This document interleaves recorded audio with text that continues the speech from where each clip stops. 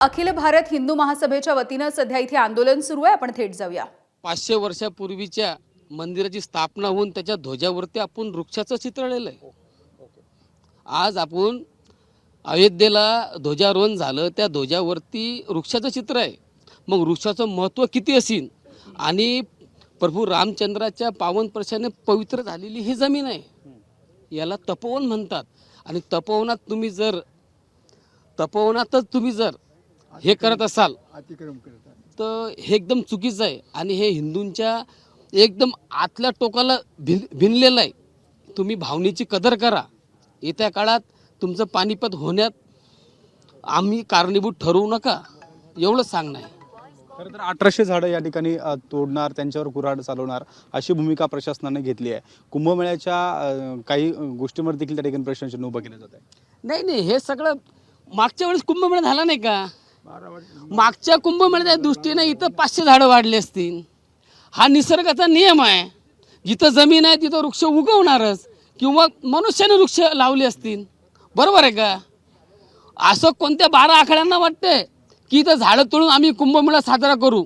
हे त्यांनी 12 आखाड्यांना विचारावं आणि त्यांची प्रेस कॉन्फरन्स घेऊन त्यांनी जनतेसमोर आपलं मत मांडावं, 12 आखाड्यांनी बी, की हे आम्हाला मंजूर आहे म्हणून।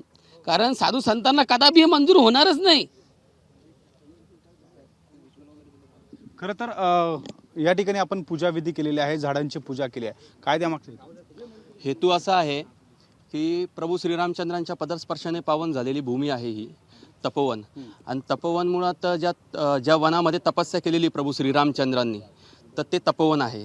तर ते ऋग्वेदामध्ये अरण्यनी देवीचा असा उल्लेख आहे।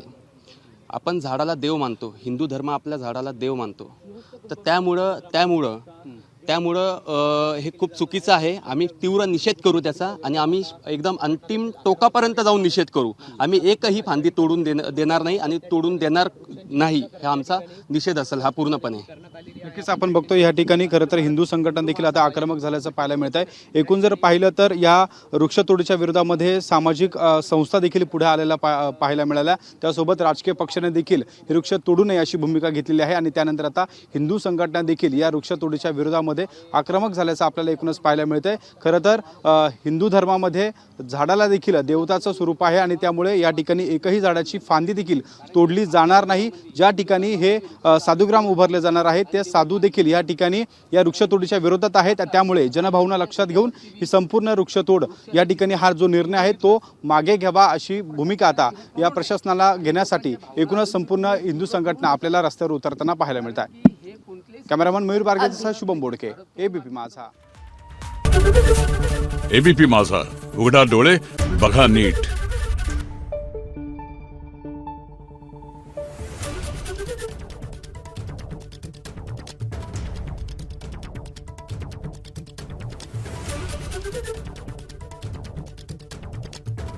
Thank you.